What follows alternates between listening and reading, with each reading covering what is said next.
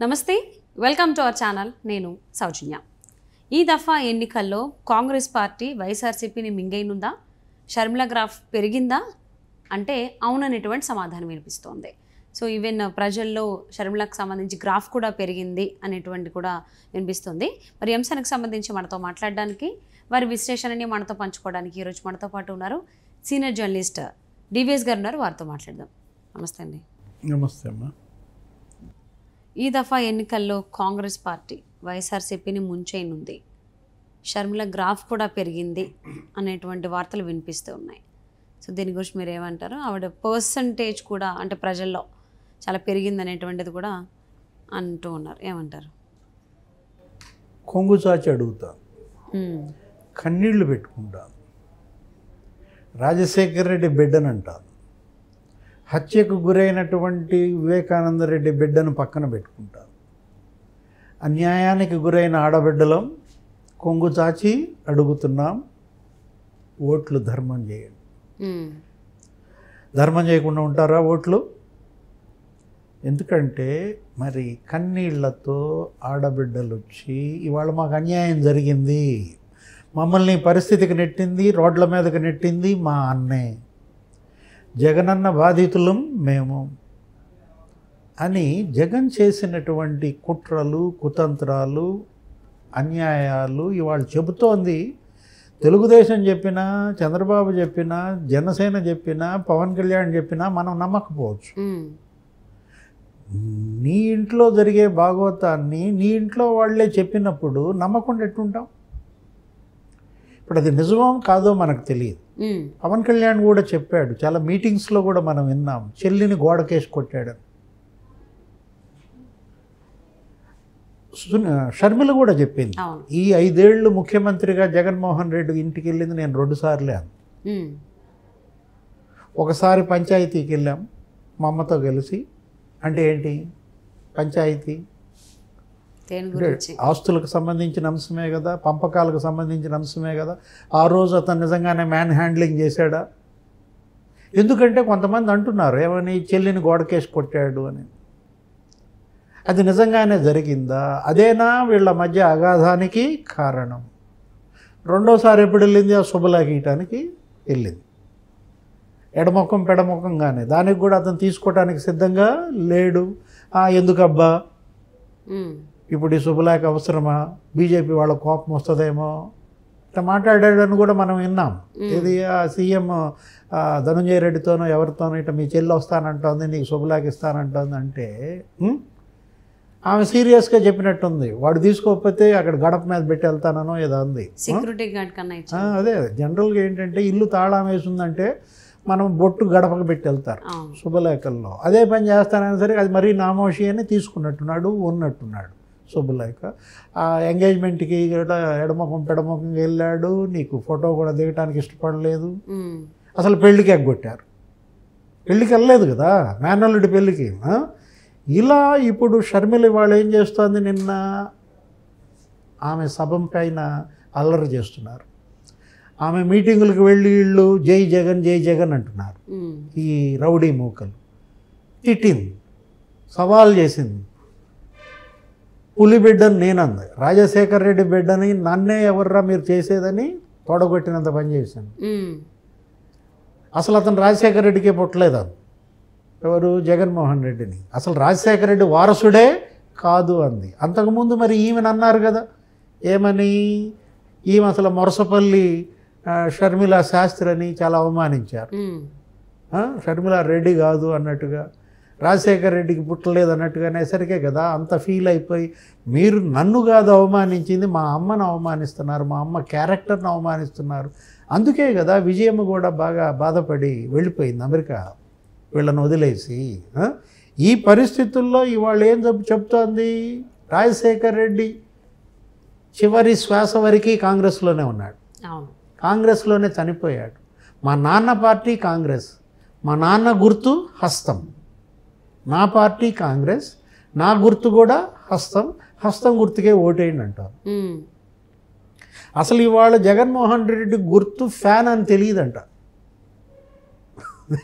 నీకు తెలుసు కదా, ధర్మాన ప్రసాదరావు అన్నాడు కదా మొన్న, చాలామంది ఓటర్లకి అసలు మన గుర్తేదో తెలియదురా సన్నాసుల్లారా, మనది అసలు ఫ్యాన్ అని కూడా అందరూ అనుకోవట్లేదు. నేను వెళ్ళి అడిగాను మహిళల్ని, ఏమని, ఏమ్మా ఎవరు కోటేస్తామంటే జగన్ కోటేస్తా అని చెప్పింది. ఏ గుర్తు కోటేస్తామా అంటే సైకిల్కి వేస్తా ఉంది.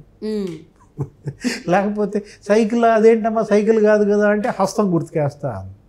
అంటే ఏంటి, జగన్ గుర్తు కూడా హస్తం అని అనుకుంటున్నారు.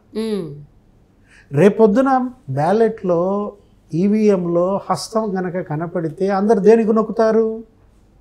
హస్తంకే నొక్కుతారు కదా. ఎందుకంటే మరి 60-50 ఏళ్ళుగా హస్తం గుర్తుకు అలవాటు పడినటువంటి వాళ్ళు హస్తం గుర్తు రేపు ఆంధ్రప్రదేశ్లో బలంగా చీల్చుకుంటారు, ఓట్లను బలంగా చీల్చుకుంటోంది. గత ఎన్నికల్లో నీకు హస్తానికి ఎంత పర్సంటేజ్ వచ్చింది? 2%. అంతకుముందు ఎన్నికల్లో ఎంత వచ్చింది? 3%. ఎందుకంటే కాంగ్రెస్ మీద కోపం, రాష్ట్రాన్ని అసమానంగా విభజించారన్న కోపంతో ఏం చేశారు? కాంగ్రెస్ని శిక్షించారు. ఇప్పుడు షర్మిల వచ్చింది. అక్కడ షర్మిలలో ఎవరిని చూస్తున్నారు? షర్మిల ముఖం అచ్చం ఎవరి ముఖంలా ఉంటుంది? రాజశేఖర్ రెడ్డి ప్రింట్. ఇక నీకు నో డౌట్ అనమాట. అసలు ఆ గొంతు కానీ ఆ ఫేస్ కానీ చూస్తే జగన్ చూసినా కొద్దిగా వాళ్ళ అమ్మ పోలికలు కానీ, షర్మిల అచ్చు గుద్దినట్టు ఇక నాన్న స్టాంప్ అన్నమాట. ఇక చెయ్యి తిప్పటం ఆయన స్టైల్లోనే తిప్పుద్ది కదా. ఇక రాజశేఖర్ రెడ్డి కనపడుతున్నాడు జనానికి. ఎవరిలో? షర్మిల్లో. పక్కన ఎవరున్నారు? సునీతలో ఎవరు కనపడుతున్నారు? వివేకానంద రెడ్డి. అంటే మళ్ళా రామలక్ష్మణులు తెర మీదకి వచ్చేసారు. జై శ్రీరామ్. శ్రీరామనవమ ఇవాళ. రామలక్ష్మణులు వాళ్ళిద్దరు ఎవరు? రాజశేఖర్ రెడ్డి, వివేకానంద రెడ్డి. ఇద్దరు పైన ఉన్నారు. గత ఎన్నికల్లో కాంగ్రెస్ పార్టీకి 2% ఓట్లు మాత్రమే వచ్చాయి. అంతకుముందు ఎన్నికల్లో కాంగ్రెస్ పార్టీకి 3% ఓట్లు వచ్చాయి. ఎందుకంటే కాంగ్రెస్ మీద కక్ష పట్టారు. రాష్ట్రాన్ని అసమానంగా విభజించిందన్న కక్షతో ఏం చేశారు? కాంగ్రెస్ని శిక్షించారు. ఇప్పుడు కాంగ్రెస్ కాడే ఎవరు భుజాన్ని వేసుకున్నారు? షర్మిల ఇవాళ రాజశేఖర రెడ్డి బాధ్యత చేపట్టింది. అప్పుడు రాజశేఖర రెడ్డి హయాంలో కాంగ్రెస్ ఎలా కునారిల్లిందో, పాదయాత్ర చేసి రాజశేఖర రెడ్డి కాంగ్రెస్ని ఎలా అధికారంలోకి తీసుకొచ్చాడో, ఇప్పుడు మళ్ళా పునాదుల నుంచి కాంగ్రెస్ని నిర్మించే బాధ్యత షర్మిల భుజానికి ఎత్తుకుంది. ఇప్పుడు సిపిఐ, సిపిఎం వీటితో అలయన్స్ ఏర్పాటు చేసుకుంది. ఇప్పుడు 175 స్థానాల్లో దగ్గర 150 స్థానాల్లో కాంగ్రెస్ కంటెస్ట్ చేస్తే 25-30 స్థానాలు వీళ్ళకి ఇస్తోంది. ఎవరికి? CPI, CPM. అట్లాగే లోక్సభ ఎంపీ సీట్లు కూడా 20 సీట్లలో కాంగ్రెస్ కంటెస్ట్ చేస్తే 5 సీట్లను వీళ్ళిద్దరికి ఇస్తోంది. సిపిఐ, సిపిఎం బలంగా ఉంది ఆ పొత్తు. Congress, CPI, CPM. ఎందుకంటే కమ్యూనిస్టులకు ప్రతి నియోజకవర్గంలో బలమైన క్యాడర్ ఉంటుంది. వాళ్ళకి కార్మికుల బలం ఉంటుంది. తాపీ కార్మికులని, భవన నిర్మాణ కార్మికులని, ఎలక్ట్రీషియన్స్ వీళ్ళందరూ ఉంటారు. కొన్ని అసోసియేషన్స్. ఏ నియోజకవర్గంలో చూసినా వాళ్ళకు 2500-3000 ఓట్లు పడిపోతాయి ఎవరి నుంచున్నా కానీ కమ్యూనిస్టులు. ఇప్పుడు కాంగ్రెస్ ఓట్లు. ఇవాళ షర్మిల క్రిస్టియన్ మైనారిటీల పైన కన్నేసింది.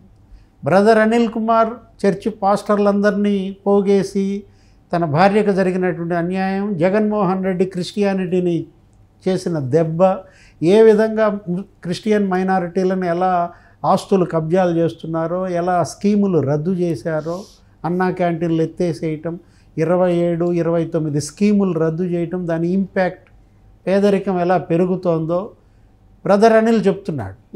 ఇప్పుడు క్రిస్టియన్ మైనారిటీ ఓట్లలో చీలికి వస్తే అది జగన్కి దెబ్బ. ముస్లింలు కూడా ఇవాళ మళ్ళీ కాంగ్రెస్ వైపు మళ్ళుతున్నారు, అదొక మైనస్. ఇట్లా క్రిస్టియన్ ఓట్లు, ముస్లిం ఓట్లే కాదు, అన్ని వర్గాల బడుగు బలహీన వర్గాల ఓట్లు జగన్ ఓట్ బ్యాంక్కి గండి కొడతారు. ఎవరు? చెల్లెళ్ళు. కొంతమంది ఏమంటారు, షర్మిల వల్ల ప్రభుత్వ వ్యతిరేక ఓటు చీలుద్దు కదా, అది తెలుగుదేశం నష్టపోద్ది కదా అంటారు. అది అవాస్తవం. అది లోతైన అవగాహన ఉన్నవాళ్ళు అన్న మాట కాదు. ఎందుకంటే తెలుగుదేశంకి సాలిడ్ ఓట్ బ్యాంక్ ఉంటుంది. 40% వచ్చాయి మొన్న కూడా. మొన్న 23 ఎమ్మెల్యే సీట్లు వచ్చినా కూడా నీకు 40% ఓట్ బ్యాంక్ దానికి బలంగా ఉంటుందన్నమాట. ఇప్పుడు కూడా ఆ 40% ఉండటంతో పాటు న్యూట్రల్స్, ఎంప్లాయీస్, గతంలో ఎవరైతే జగన్మోహన్ రెడ్డికి వేసిన తటస్థులు ఎడ్యుకేటెడ్ వాళ్ళందరూ కూడా జగన్మోహన్ రెడ్డి 5 ఏళ్లలో అభివృద్ధిని ఎలా నాశనం చేశాడో, ఉపాధిని ఎలా తరిమేశాడో, రోడ్లన్నీ గుంతలమయం చేసి మద్యం ఏరులై పారిస్తూ అతను అన్ని హామీలు బుట్టదాఖలు చేసిన పరిస్థితుల్లో ఆ ఎడ్యుకేటెడ్ ఓటు, ఆ ఎంప్లాయీ ఓటు, ఈ అంగన్వాడీలు, ఆశా వర్కర్లు, పారిశుద్ధ్య కార్మికులు వీళ్ళందరూ కూడా ఎటు మళ్ళుతారు? తెలుగుదేశంకి మళ్ళుతారు.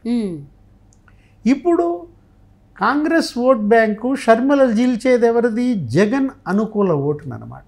ఓకే. ఇప్పుడు షర్మిల ఎవరిని నిలబెడుతోంది? జగన్ ఎవరికైతే టికెట్లు తీసేశాడో వాళ్ళందరికీ టికెట్లు ఇచ్చింది. SC, ST, BC.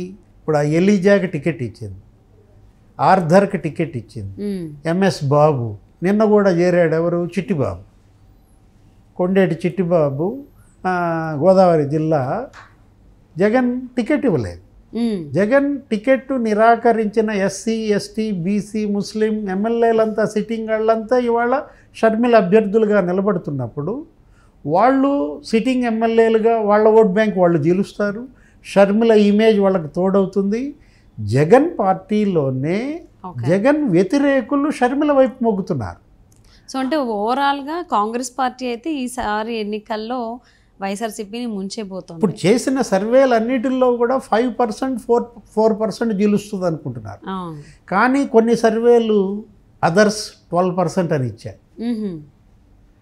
Others 12% vote bank అంటే అర్థం ఎవరు?